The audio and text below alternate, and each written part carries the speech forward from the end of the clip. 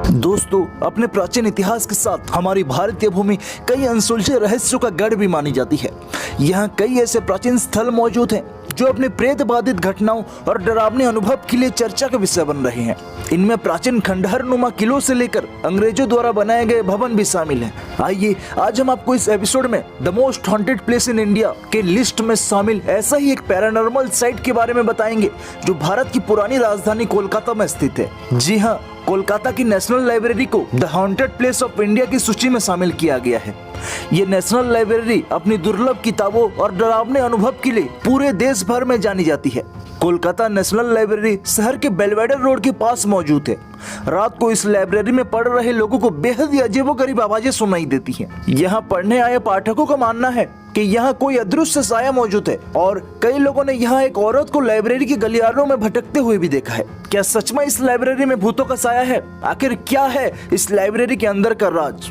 आज की इस वीडियो में हम इन्हीं रहस्यों के बारे में जानेंगे। दरअसल इस लाइब्रेरी में कुछ अजीब सी रहस्यमय शक्ति मौजूद है जिसके बारे में बहुत कम ही लोग जानते हैं। जो भी लोग इस लाइब्रेरी में किताब पढ़ने जाते हैं उन्हें पता नहीं कि उनके आसपास कुछ अजीब रहस्यमय शक्ति घूम रही है। हाँ दोस्तों, आज के इस एपिसोड में हम भारत के इस सबसे हॉन्टेड लाइब्रेरी के इतिहास के बारे में जानेंगे। अगर आप इस जगह के रहस्य के बारे में जानना चाहते हैं तो वीडियो को पूरे एंड तक जरूर देखिएगा। वीडियो को शुरू करने से पहले अगर आप मेरे इस चैनल पर नए हैं या फिर आपने चैनल को सब्सक्राइब नहीं किया तो चैनल को सब्सक्राइब करने के साथ साथ बेल आइकन को भी दबा दें ताकि भारत सहित पूरे दुनिया भर की ऐसी ही रहस्यमय जगहों के रहस्य की जानकारी सबसे पहले आप तक पहुंचे। तो चलिए बिना देरी किए जानते हैं इस हॉन्टेड लाइब्रेरी के बारे में। साल 1757 में बंगाल के नवाब सिराजुद्दौला और मीर जफर के बीच भयंकर लड़ाई हुई जिसमें सिराजुद्दौला को हराकर मीर जफर बंगाल का नवाब बना। लेकिन उस समय सत्ता अंग्रेजों के हाथ में ही थी। इसके बाद मीर जफर ने अलीपुर में एक बेलवेडर भवन का निर्माण कराया और बाद में इस भवन को लेफ्टिनेंट गवर्नर ऑफ बंगाल का आधिकारिक आवास बना दिया गया। और फिर साल 1836 में यहाँ कोलकाता पब्लिक लाइब्रेरी को शुरू किया गया।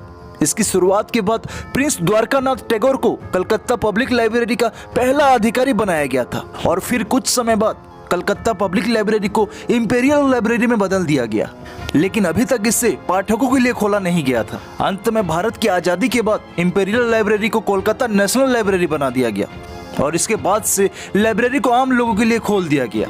लेकिन इन्हीं इतिहास के पन्नों के साथ साथ कुछ डरावने अनुभव भी इस जगह से जुड़े हैं। कुछ लोग बताते हैं कि यहाँ अकेले में किताब पढ़ते वक्त उनको किसी की सांसों की आवाजें सुनाई देती हैं और अगर कोई उस किताब को उसकी सही जगह पर नहीं रखता तो आवाजें और भी तेज हो जाती हैं।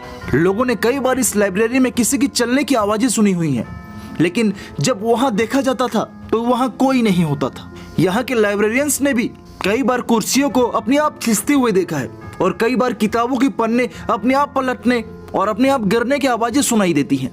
कहा जाता है कि ये भूत भारत के पूर्व गवर्नर जनरल चार्ल्स मैकॉल की पत्नी लेडी मिंटॉप की है जिसे इस लाइब्रेरी से बहुत ही ज्यादा लगाव था।